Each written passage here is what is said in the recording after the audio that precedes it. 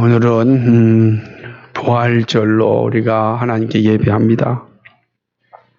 부활을 생각하면 할수록 감사가 넘치지 않을 수 없습니다.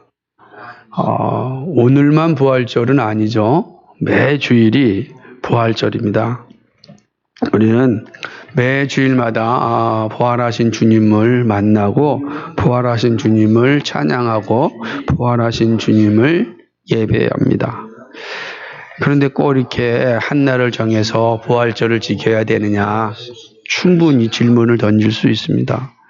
그래서 종교개혁자들은 이런 절기가 꼭 있어야 되냐 이렇게 이야기합니다. 매주일이 성탄절이고 매주일이 부활절인데 이야기합니다. 저는 그 말도 크게 틀리지 않다고 생각합니다. 우리는 늘 성탄과 부활을 매주일마다 우리는 기념하고 있기 때문에 그렇습니다. 그런데 이제 52주 가운데 특별히 이 한 주를 선택해서 우리가 부활절로 지키는 것은 예수님의 부활에 대한 의미를 좀 더 깊이 생각하고 은혜를 나누고자 합니다. 부활 그 자체에 좀 집중해서 부활이 어떤 의미를 가지고 있는지를 깊이 생각할 수 있는 한 날을 우리가 정해서 52주 중에 한 주는 이 부활에 대해서 깊이 한번 묵상하고 부활이 우리에게 어떤 의미를 가지고 있는지를 나누고자 합니다. 본문은요, 예수님께서 부활하신 후, 즉 안식 후 첫날 예수님께서 제자들을 찾아온 사건입니다. 예수님이 죽으셨고 무덤에 3일 동안 있으셨습니다. 그리고 3일 후에 부활하셨습니다. 그때가 언제냐면 주일날이죠. 안식 후 첫날. 오늘이라면 주일날이에요. 주일날 예수님께서 제자들을 찾아오신 것입니다. 안식 후 첫날이 주일입니다. 그래서 우리는 매 주일을 부활의 날로 예배하는 겁니다. 제자들은 예수님을 죽인 유대인들을 무서워했습니다. 그러지 않겠습니까? 자신의 스승을 죽였습니다. 만인이 보는 앞에서 십자가에 매달려서 죽였습니다. 대장을 잃은 군병들은 다 도망치게 되었습니다.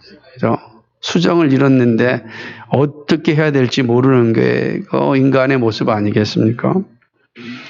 그 군대가 아니라 할지라도 우리 가끔 대기업의 회장이 감옥에 들어가면은 경제 활동이 어려워진다 그러면서 난리를 치지 않습니까? 인간의 모습 가운데 그런 거죠. 적어도 예수님은 제자들을 이끌고 다니셨는데 그 예수님이 십자가에 죽었습니다. 그리고 제자들이 얼마나 무서웠겠습니까? 유대인들이 무서운 거죠. 이제는 그 다음 차례가 우리겠다 인식을 한 것 아니겠습니까? 그래서 그들은 집에서 모였습니다. 그리고 문을 콱콱 닫은 거죠. 아무도 들어오지 못하게 닫은 거고 암호를 통해서만 이제 들어오는 것입니다. 근데 그때에 예수님께서 오신 겁니다. 이 장면을 잘 기억하셔야 돼요. 닫힌 문을 열고 들어오시지 않았죠? 그런데 예수님께서 지금 제자들이 있는 곳 안에 오셔서 서 계신 것입니다. 그러면서 너희에게 평강이 있을지어다 이렇게 말씀합니다. 이 말씀 하나하나가 참 의미심장합니다. 서서 말씀하시기를 너희에게 평강이 있을지어다 그랬습니다. 근데 더 정확한 게 뭐라고 표현되어 있냐면 예수께서 오사 가운데 서서 지금 제자들이 가운데 서서 말하는 겁니다. 가운데 서 계신 겁니다. 그리고 제자들에게 평강이 있을지어다 이렇게 말씀하셨습니다. 이 말씀을 하시고 난 뒤에 제자들에게 예수님의 손과 옆구리를 보여주십니다. 예수님의 손은 못자국이 있고 예수님의 옆구리는 창자국이 있습니다. 그러니까 이 못자국과 창자국이 없으면 그건 예수님이 아니죠. 그래서 예수님께서 손과 이 옆구리를 보여줍니다. 그러자 제자들이 예수님이신 줄 알고 기뻐합니다. 20절 말씀에 보니까 제자들이 주를 보고 기뻐하더라 이렇게 말씀하고 있습니다. 이것이 안식구 첫날, 다시 말하면 주일에 부활하신 주님과 제자들 사이에 있었던 사건입니다. 물론 그 뒤에도 이제 21절 보게 되면 너희에게 평강이 있을지어다 아버지께서 나를 보내신 것 같이 나도 너희를 보내노라. 그리고 22절에서는 성령을 받으라. 23절에서는 누구든지 너희가 네 죄든지 사하면 사하질 것이요 네 죄든지 그대로 두며 있으리라 라고 하는 엄청난 권한을 이제 부여해 주시는 것을 볼 수가 있습니다. 오늘 우리는 처음 대면한 이 모습을 통하여 부활의 주님을 만나는 것이 어떤 영광이고 어떤 기쁨인지를 생각해 보고자 합니다. 우리는 이 모습을 잘 기억해야 합니다. 부활의 날이 어떤 날인지 그리고 어떻게 보내야 하는지를 이 첫 번째 부활의 날, 즉 주일이 우리에게 알려주고 있기 때문에 그렇습니다. 첫 번째 주일의 모습은 오고 오는 모든 주일의 모델입니다. 그래서 이 첫 번째 주일을 잘 기억하는 것이 우리가 매 주일을 어떻게 지켜야 하는지를 또 알게 되는 것입니다. 첫 번째로는요, 부활은 모든 악을 이기심입니다. 모든 악을 이기심이 바로 부활입니다. 부활의 날에 우리가 고백하는 것은 모든 악한 것이 주님 앞에서 물러갔음입니다. 우리가 고백하듯이 부활은 주님께서 죽음을 이기신 사건입니다. 참으로 놀라운 일이 아닐 수 없습니다. 죽은 자가 살아난다는 건 이거는 있을 수 없는 사건이죠. 근데 예수님께서 말씀하신 대로 십자가에 죽으셨다가 말씀하신 대로 3일 만에 죽음에서 다시 살아나셨습니다. 사람들은 이해할 수 없지만 그러나 부인할 수 없는 역사적 사실입니다. 예수님의 부활에 대한 역사적 사실들은 수없이 많은 변증을 통하여서 이미 어마어마한 책을 통하여서 다 보증된 사실입니다. 예수님의 시신이 있었던 무덤은 비어 있었습니다. 예수님은 말씀하신 대로 죽음에서 부활하셨습니다. 사람은요, 누구나 죽음을 맞이합니다. 피할 수 있는 사람이 없습니다. 우리가 근데 죽음을 피할 수 있는 사람이 아무도 없어요. 도대체 이 피할 수 없는 죽음이 어떻게 우리에게 왔습니까? 이 죽음은 죄로 인한 결과이기 때문입니다. 다시 말하면 하나님 앞에 불순종하였던 인류에게 내려진 가장 무서운 형벌이 바로 죽음입니다. 그러므로 하나님께서 이 형벌을 사면하지 않는 이상 인류에게서는 이 죽음을 피할 길이 없습니다. 그런데 부활은 바로 이 죽음을 이기신 사건입니다. 하나님께서 이 죽음 가운데 사면을 허락하신 사건이 바로 부활입니다. 여러분, 죄가 가져온 것은 단지 죽음만은 아니었습니다. 죄는 인류의 삶에 고통을 가져왔습니다. 하나님과 끊어지는 고통이 왔습니다. 삶의 근원이 마르면 잠시 후면 강물이 죽어갑니다. 죄는 이렇게 우리의 삶의 근원이며 원동력인 하나님과의 관계를 단절하는 고통을 가져왔습니다. 하나님 없이 살 수 있다고 유혹한 것이 바로 죄입니다. 야, 하나님 없이 얼마든지 살 수 있어. 왜냐하면 너가 하나님이니까. 이 유혹이 바로 죄입니다. 하나님을 잃어버린 인류는 반복되는 고통 속에 신음하며 살아왔습니다. 그리고 지금도 살아가고 있습니다. 하나님과 관계가 끊어진 인류에게 주어진 참으로 참혹스러운 모습은 고통이 영원토록 계속된다는 사실입니다. 그리고 그 고통은 지옥이라고 하는 영원한 고통 가운데로 들어가게 합니다. 그렇지 않습니까? 삶의 이유도 모르고 자신의 가치도 모르고 오직 육신의 만족을 위하여 삽니다. 그러나 채울 수 없는 공허함이 인류를 고통 가운데로 계속해로 내몰고 있습니다. 이 죄입니다. 이 죄가 우리 가운데 가져다 준 그러한 결과들입니다. 죄는 고통뿐만 아니라 삶의 슬픔도 가져다 주었습니다. 하나님과의 끊어짐 뿐만 아니라 사람과의 관계에서 오는 오해와 시험과 아픔은 각종 슬픔을 가져왔습니다. 창조계에 들어온 각종 질병은 다 죄의 결과들입니다. 죄의 결과죠. 질병으로 인한 슬픔은 이루 말할 수 없습니다. 어떻게 말할 수 있겠습니까? 지금 우리가 겪고 있는 이 코로나19 상태도 얼마나 끔찍한 일입니까? 또한 인간 관계의 단절에서 오는 각종 양극화는 삶을 슬프게 만듭니다. 원래 우리는 함께 살도록 하나님께서 창조하셨습니다. 서로 돕는 존재입니다. 하나님의 법의 원칙이죠. 그런데 죄가 들어와서 그 관계를 다 파탄내버리고 말았습니다. 그 오직 자기만을 위하여 사는 존재로 만들었습니다.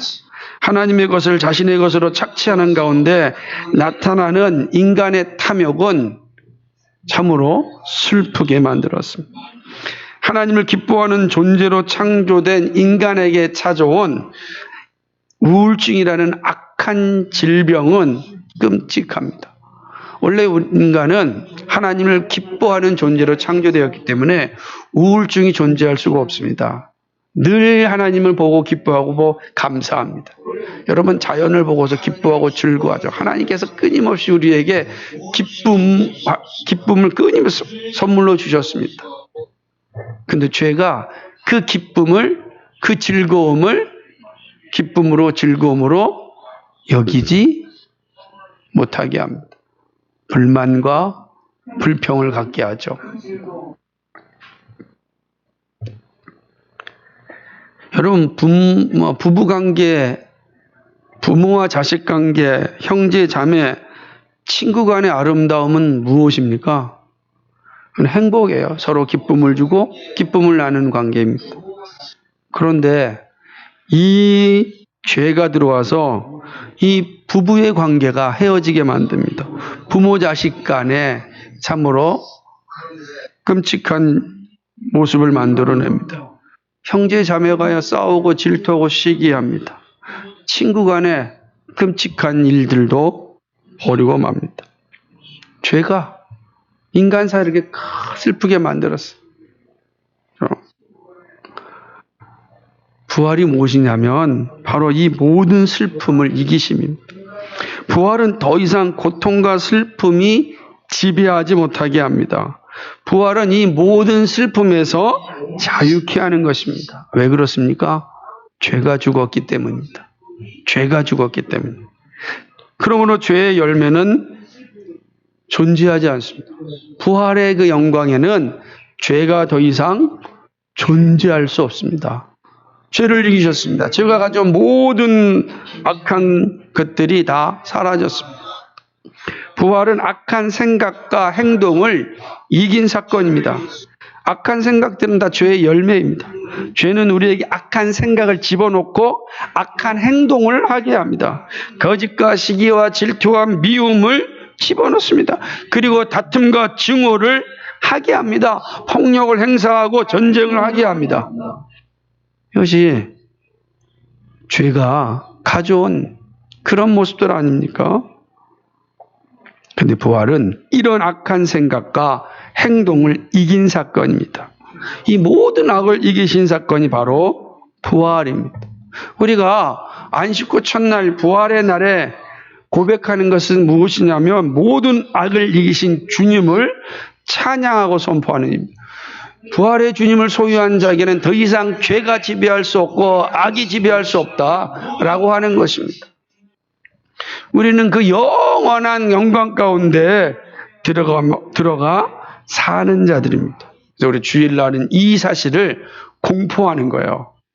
더 이상 악이, 죄가 우리를 지배할 수 없다라고 하는 거죠. 이걸 잊어버리면 죄에 굴복당해서 여전히 죄의 열매들을 맺으려고 하는 겁니다. 부활신앙을 소유한 자들에게는 이 놀라운 선포가 있는 것입니다. 또 부활은 모든 악한 것을 이기십니다. 우리는 그 이기심을 선포하는 것이 매 주일마다 모여 예배하는 겁니다. 그래서 예배할 때마다 뭘 선언합니까? 주께서 이 모든 악을 이기셨다라는 걸 선언하는 거예요. 이것이 부활이 우리에게 가르쳐주는 모습입니다.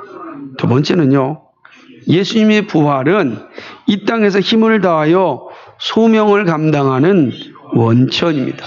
악을 이기신 주님께서 우리에게 이 세상 가운데서 능력 있는 삶을 살 수 있도록 힘을 주십니다. 예수님의 부활은 믿음을 가지고 살아가는 우리에게 주시는 능력입니다. 예수님이 죄와 함께 죽으시고 죽음 가운데 부활하심은 인류에게 있어서 위대한 변화를 가져왔습니다.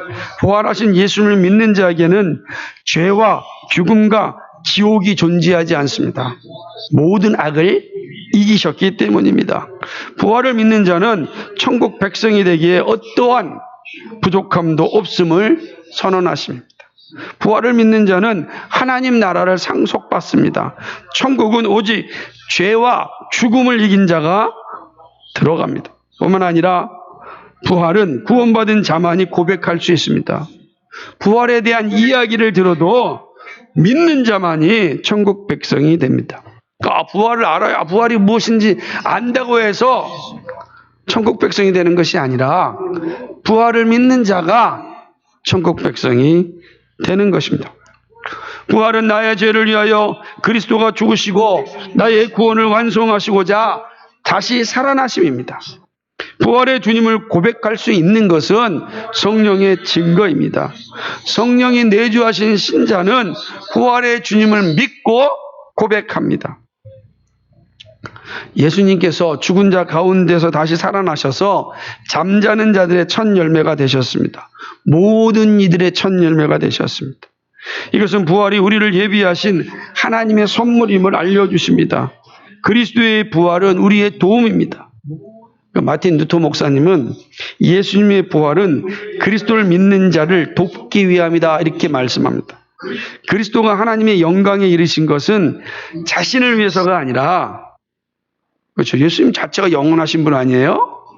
자신을 위해서가 아니라 그리스도를 믿는 모든 자와 당신을 돕기 위해서라는 사실과 그의 부활을 통하여 죄와 죽음과 지옥이 정복되었다는 사실을 믿게 하시기 위함입니다. 그렇습니다. 우리를 위하여 주님은 부활하셨습니다. 그리고 우리에게 말씀합니다. 내가 죄와 죽음과 지옥을 정복하였다. 여러분, 이게 왜 중요한지 아시겠어요? 죄와 죽음과 지옥은 인간에게 가장 큰 고통을 가져오는 모든 것입니다. 모든 악입니다. 근데 주님이 말씀하십니다. 내가 이 모든 것을 정복하였다라고 선언하는 그게 부활이에요. 근데 이 정복함을 누구에게 선물로 주신 겁니까? 우리에게 선물로 주신 겁니다. 우리를 위하여 주님이 부활하셨습니다. 예수님은 부활을 통하여 죄와 죽음과 지옥을 정복하셨습니다. 더 이상 죄와 죽음과 지옥이 부활하신 예수님 앞에서 힘을 쓸 수 없습니다. 모든 것은 부활하신 예수님 앞에 무릎을 꿇었기 때문입니다. 그런데 이 부활은 단지 예수님의 부활하심에 끝나지 않습니다. 예수님의 부활은 첫 열매입니다. 이 말씀은 부활을 믿는 자는 주님의 부활함에 동참함을 의미합니다. 부활에 참여하는 자에게 주님은 우리의 몸과 영혼의 어떤 것도 부족하지 않게 하십니다. 더구나 예수님의 부활을 믿을 때 이 땅의 고난과 죽음의 상황 앞에서도 낙담하지 않습니다. 가장 무서운 게 이 낙담함입니다. 모든 것을 놓는 거예요. 삶에 의미가 없다라고 생각하는 순간 끔찍한 일들이 벌어집니다. 그러나 부활하신 예수님을 믿는 자, 부활신앙을 가진 자들에게는 이러한 삶이 존재할 수가 없습니다. 왜 그렇습니까? 예수님께서 그 모든 것을 이기셨기 때문에, 정복하셨기 때문입니다. 오히려 염려를 버리고 담대하게 살아갈 힘을 얻습니다. 고난과 죽음이 끝이 아님을 알기 때문에, 그게 끝이라면 우리 낙담해야 됩니다. 절망해야 됩니다. 두려워해야 됩니다. 근데 그 끝이 아닙니다. 다시 살아남이 있습니다. 예수님이 우리의 첫 열매로 그 증거를 보여주셨습니다. 이 세상이 끝이 아님을 우리에게 보여주셨습니다. 그러므로 이 세상에 있는 그 어떤 것도 우리를 절망 가운데 이끌 수 없어라는 것을 우리에게 보여주신 것이 부활입니다. 그러므로 그리스도인들은 담대하게 고난과 죽음을 맞이합니다. 바울은 부활을 믿는 자의 삶의 당당함을 이렇게 강조합니다. 사망아 너희 이기는 것이 어디 있느냐? 사망아 너희 쏘는 것이 어디 있느냐? 사망에 쏘는 것은 죄요 죄의 권능은 율법이라. 우리 주 예수 그리스도를 말미암아 우리에게 이김을 주시는 하나님께 감사하노니 그러므로 내 사랑하는 형제들아 견고하며 흔들리지 말며 항상 주의 일에도 힘쓰는 자들이 되라. 이는 너희 수고가 주 안에서 헛되지 않은 줄을 알미니라. 아멘. 고린도전서 15장 55절 58절 말씀입니다. 내 사랑하는 형제들아 견고하며 흔들리지 말며 항상 주의 일에 더욱 힘쓰는 자들이 되라. 어떻게 이게 가능합니까? 예수 그리스도로 말미암아 우리에게 이김을 주신 그 하나님의 선물 때문입니다. 그것이 무엇이죠? 부활입니다. 사망을 이기신 주님의 부활. 그래서 부활의 신앙을 가진 신자는 이 땅에서 더욱 힘쓰는 삶을 살아갑니다. 영광의 날을 받았기에 주신 소명을 감당하는데 최선을 다합니다. 주님이 쉬라고 할 때까지 최선을 다하며 살아갑니다. 이렇게 부활신앙은 어떠한 상황에서도 낙담하지 않고 끝까지 자신의 소명을 감당하는 일에 최선을 다하게 합니다. 그래서 부활신앙을 가진 사람들은 누구보다도 나에게 주어진 삶의 현장에서 최선을 다하며 살아갑니다. 정말 열심을 다해 살아가는 거죠. 우리는 그 힘을 받았기 때문에 그렇습니다. 이것이 바로 부활의 의미입니다. 세 번째로는요, 부활신앙을 소유한 모든 신자에게는 열매가 있습니다. 열매가 없는 부활신앙은 존재하지 않습니다. 왜냐하면 이 열매는 주님이 부활의 날에 직접 주셨기 때문입니다. 매 주일 부활의 날에 주님은 이 열매를 주십니다. 첫 번째 열매는 평안입니다. 히브리어 말로 말한다면 샬롬이죠. 헬라어는 에이레네라는 말인데요. 주님은 닫힌 문 안으로 들어오셔서 제자들에게 평강을 선물로 주셨습니다. 여러분, 하나님의 나라를 한마디로 표현하라 그러면 어떻게 말씀할 수 있겠습니까? 저는 하나님의 나라를 한마디로 이야기하라 그러면 샬롬, 샬롬의 나라라. 온전한 평화가 있는 나라입니다. 샬롬은 부정과 부패가 존재하지 않습니다. 하나님의 정의가 완전히 실현된 나라입니다. 주님의 은혜의 해인 희년이 온전히 이루어진 나라라고 할 수 있습니다. 이것이 바로 샬롬입니다. 예수님이 주일에 오셔서 제자들에게 첫 번째 하신 말씀이 뭐냐면 샬롬이었어요. 평안이 있을지어다. 샬롬.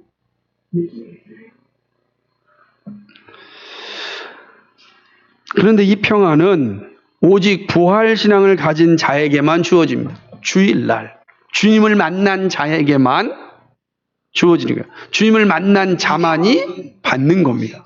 모두가 이 평안을 받는 것이 아니라 주님을 만난 자들에게 주님이 주시는 선물입니다. 혈과 육을 입은 자들에게는 주어지지 않습니다. 부활신앙을 가진 자에게만 이 샬롬이 주어집니다.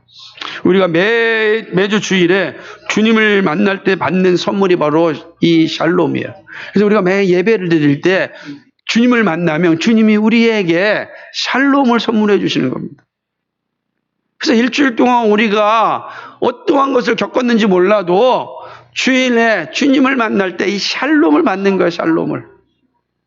그리고 다시금 이 험악한 세상으로 나갈 수 있는 힘을 얻는 거예요. 샬롬이 없는 사람은 싸울 수 있는 힘이 없어요. 샬롬을 가진 자가 이 세상의 모든 악과 싸울 수 있는 능력을 갖는 겁니다. 샬롬. 무슨 주님만이 우리에게 주실 수 있습니다. 신자는 이 평화를 선물로 받고 평화의 나라를 바라보면서 이 땅에서 믿음의 선한 싸움을 싸우는 사람들입니다. 이것이 바로 신자, 부활 신앙을 가진 자들입니다. 두 번째 열매는 기쁨입니다. 평화를 맛본 신자에게 나타나는 모습은 기쁨입니다. 그죠? 예수님께서 평강이 있을지어다 말씀하셨잖아요. 그리고 손과 옆구리를 딱 보여주자 제자들에게 무엇이 왔습니까? 기쁨이 온 거예요. 기쁨이 받은 거예요. 기쁨을. 내가 기뻐했다가 아니라 기쁨이 주어진 거예요. 기쁨이 제자들에게. 이 기쁨은 행복한 삶을 만듭니다. 부활을 믿는 자에게 주님은 기쁨을 주시고 행복을 누립니다. 예수님을 만나자 평화와 기쁨을 선물로 받은 것입니다. 여러분, 이거 누구에게나 동일합니다. 예수님을 만나면 누구나 다 샬롬과 기쁨을 받습니다. 오늘도 예수님을 만나면 이 평화와 기쁨을 누릴 수 있습니다. 자, 그렇다면 어떻게 예수님을 만날 수 있습니까? 우리가 만나고 싶어서 만나는 게 아닙니다. 만나고 싶어서 만나는 게 아니에요. 예수님이 우리 가운데 오셔야 우리가 만날 수 있습니다. 19절을 보면 제자들이 있는 곳에 문이 닫혀 있었습니다. 그런데 예수님은 들어오셔서 가운데 서 계셨습니다. 서다라는 말은 제자들이 있는 곳에 예수님이 지금 오신 거예요. 보고 계신 거예요. 문을 닫아놓았는데 예수님이 찾아오셨습니다. 한 집에 예수님과 제자들이 함께 있습니다. 놀랍죠? 그리고 예수님은 제자들에게 말씀하십니다. 예수님이 제자들 안에 오자 제자들이 예수님의 말씀을 듣습니다. 여러분, 이 사실은 우리에게 참 중요한 진리를 가르쳐 줍니다. 예수님이 우리 안에 오시면 우리는 즉시로 예수님의 말씀을 들을 수 있습니다. 누구나 상관없습니다. 예수님 우리 안에 오시면 즉시로 예수님의 말씀을 듣게 됩니다. 그렇다면 주님이 우리 마음에 들어오는 길은 무엇입니까? 그죠? 예수님은 영신 이제 첫 번째 주일날에는 예수님이 오셨어요. 그죠? 오셨어요. 그리고 그 주님은 첫 열매가 되셔서 늘 우리 가운데 오신다고 말씀하시는 겁니다. 그러면 오늘 예수님이 우리에게 어떻게 오십니까? 예수님이 우리 가운데 오셔야 우리가 예수님의 말씀을 듣는데 예수님은 또 우리에게 어떻게 오십니까? 예수님이 우리 가운데 오시는 길이 있습니다. 그것은 바로 말씀입니다. 예수님은 말씀으로 우리 안에 오십니다. 그런데 말씀이 어떻게 우리 가운데 오십니까? 바로 설교입니다. 하나님은 말씀으로 우리에게 오시기 위하여 사람을 세우셨습니다. 하나님이 세우신 거죠. 그래서 오늘 오후에도 보면 공부하면서 나오겠지만은 선지자와 전도자를 세웠어요. 말씀을 전하게 하십니다. 왜 하나님께서 그들을 세웠는가? 왜 목사를 세웠는가? 여러분 생각해, 왜 세우셨습니까요? 목사한테 좋은 지식을 전하기 위해서요? 아니 멋진 어떤 행위를 나타내기 위해서요? 아니라고요.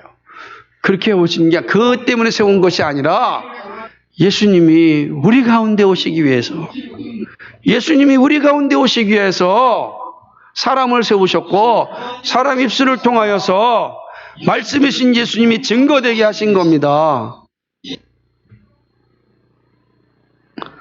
설교자를 통하여 복음을 전하게 하시고 복음으로 우리 마음에 오십니다. 예수님은 우리가 믿음을 가지고 살 수 있도록 말씀을 주십니다. 예수님이 말씀이시기 때문에 그렇습니다. 자, 예수님 말씀이지 않습니까? 예수님께서 닫힌 문을 상하지 않게 들어오셨던 것처럼 설교자의 복음 설교를 통하여 우리 안에 들어오십니다. 그리고 우리를 만나주십니다. 다른 방법으로 만나지 않습니다. 오직 예수님은 말씀을 통하여 들어오시고 만나십니다. 그런 말씀이 전하지 않는 곳에 예수를 만날 수가 없어요. 그런 말씀을 전하라. 복음을 전하지 않는데 누가 들을 수 있고 듣지 않는데 어떻게 구원에 이를 수 있겠느냐? 그게 하나님의 방법이에요. 예수를 만날 수 있는 유일한 방법이 뭐냐? 말씀으로 찾아오셔야 말씀이신 예수님을 보아야 되는 것입니다. 주님은 말씀을 통하여 우리 가운데 오시고 만나십니다. 그리고 우리 가운데 오시면 믿음을 가진 자는 즉시로 예수님을 만나게 되는 것입니다. 이 만남이 바로 또 믿음입니다. 믿음은 우리 안에 오신 말씀을 듣고 간직하는 것입니다. 말씀이 우리 마음에 늘 있어야 합니다. 그리고 날마다 입으로 고백하는 일입니다. 이것이 믿음입니다. 말씀으로 오신 주님을 우리가 만나고 그 만난 주님을 간직하는 거예요. 간직해야 돼요. 간직함으로 끝나는 것이 아니라 날마다 고백해야 됩니다. 주는 그리스도시요 살아계신 아들이십니다. 나를 위하여 십자가에 죽으셨고 나를 위하여서 부활하신 주님이십니다. 나보다 나를 더 사랑하시는 분입니다. 오늘도 나를 위하여 하나님 보좌 우편에서 기도하고 계신 분입니다. 나를 마침내 천국으로 인도해 주실 분입니다. 이렇게 늘 고백해야 되는 거예요. 그게 믿음이에요. 믿음.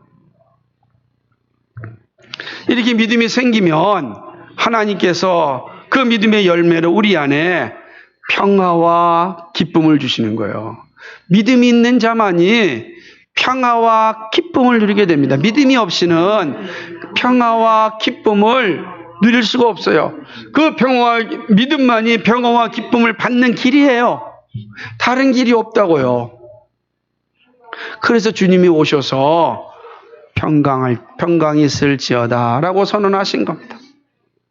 이때의 평화는 단지 육적인 즐거움만이 아닙니다. 영적인 평안입니다.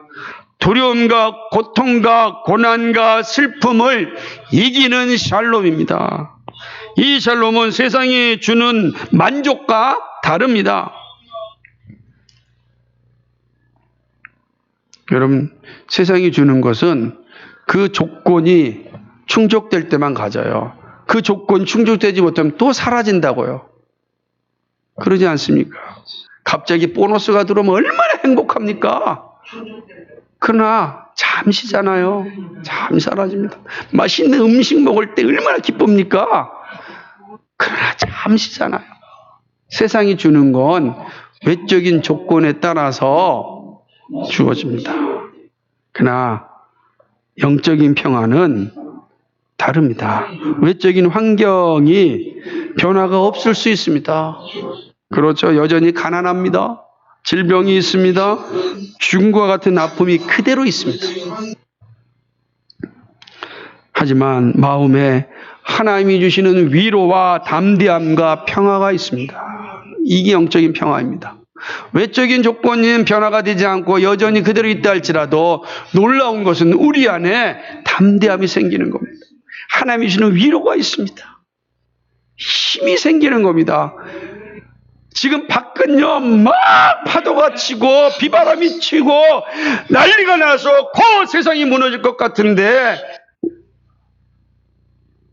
믿음을 가진 자의 내면에는 평화가 있는 거예요. 샬롬이 주어지는 겁니다. 그래서 절망과 불평이 아닌 하나님의 인도하심을 의지합니다. 하나님의 인도하심을 의지하는 거죠. 그리스도를 바라보는 거예요. 그 순간에도 그리스도를 바라보는 겁니다. 그 험악한 세상, 변하지 않는 세상 가운데서 놀라운 평안을 누리는 거예요. 하나님이 주시는 위로와 담대함이 내면에 주어졌기 때문입니다. 이것이 바로 부활의 신앙을 가진 그리스도인의 위대함입니다.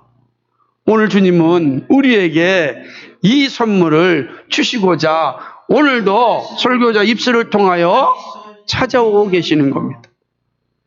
찾아오신 주님을 만나면 여러분 가운데 우리 주님이 주시는 평안과 기쁨이 반드시 열리게 되어 있습니다. 그것이 주님의 첫 주일에 우리에게 주신 모습입니다. 첫 열매로서 우리에게 보여주심입니다. 사랑하는 성도 여러분, 말씀을 맺습니다. 부활이 주는 영광을 우리가 살펴보았습니다.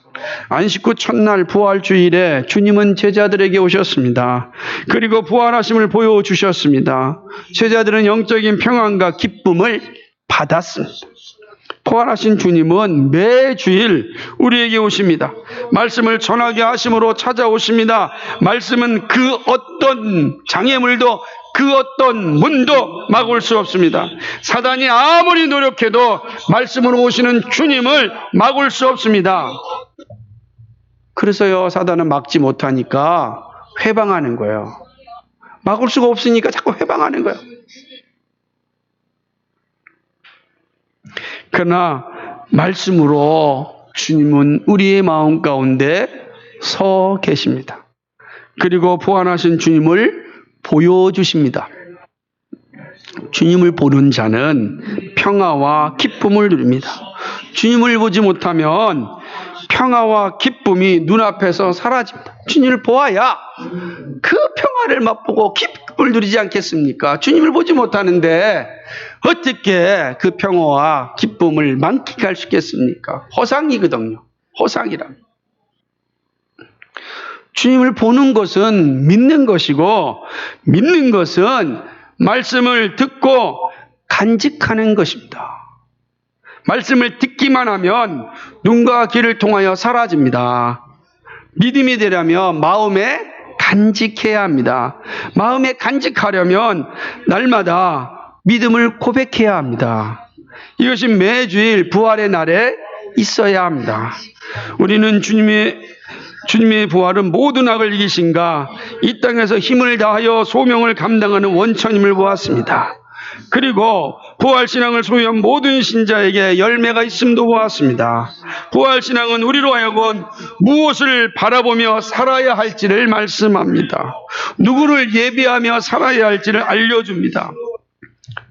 사랑하는 성도 여러분, 우리가 부활신앙을 가졌다 해도 우리의 현실이 바뀌는 것은 아닙니다. 그러나 현실을 이길 수 있는 힘이 생깁니다. 현실에 굴복당하지 않게 하십니다. 부활하신 주님을 바라볼 때 우리의 환경이 나를 실망하게 하고 낙담하게 하지 못합니다.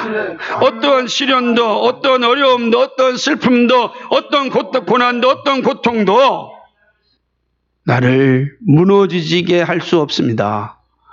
부활하신 주님이 나와 함께 하시기 때문에 그렇습니다.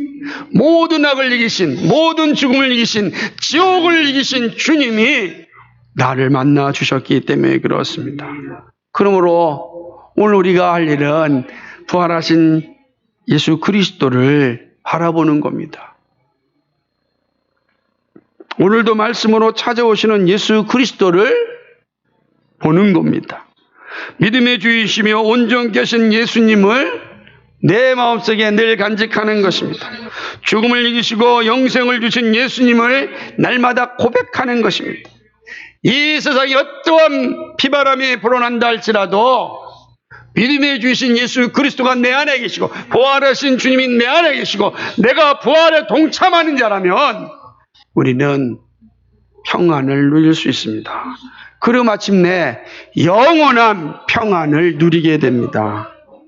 그러므로 오늘도 이 어렵고 힘든 상황 가운데 살지만 우리가 낙담하지 않는 이유가 여기 있음을 아시고 우리에게 오신 예수님, 나를 위하여 십자가에 죽으시고 나를 위하여 부활하신 그 예수님, 오늘도 하나님 보좌 우편에서 나를 위하여 기도하고 계시는 그 예수님, 그 예수님을 바라보시고 그 예수님과 함께 오늘 우리의 삶을 믿음으로 살아갈 수 있기를 주님의 이름으로 간절히 축복합니다. 거룩하시고 자비하신 아버지 하나님, 예수님의 부활은 나의 부활입니다. 예수님의 부활은 모든 악을 이기신 부활입니다. 예수님의 부활은 나로 하여금 이 땅 가운데 담대한 삶을 살아갈 수 있는 원천입니다. 예수님의 부활은 우리에게 영적인 샬롬과 기쁨을 주심입니다. 이 세상은 변하지 않는다 할지라도 그러나 우리의 영혼은 변화되었습니다. 그럼 우리는 믿음이 온전히 예수로 말미암아 이 세상으로 말미암아 낙담하지 않습니다. 절망하지도 않습니다. 무너지도 않습니다. 질병이 있고 가난이 있고 고통이 있고 아픔이 있다 할지라도 우리는 무너지지 않습니다. 믿음의 주이신 주님께서, 부활하신 주님께서 나와 함께 하시기 때문입니다. 나를 죽음 가운데 살려주셨기 때문입니다. 영원한 영광 가운데 우리를 인도하여 주시기 때문입니다. 그러므로 오늘도 이 믿음으로 살아갑니다. 오늘 주님을 만나고 주님을 고백합니다. 날마다 우리의 입술을 통하여 예수 그리스도를 고백합니다. 그래야 마침내 주님이 약속하신 새하늘과 새 땅의 그 영광을 상속받습니다.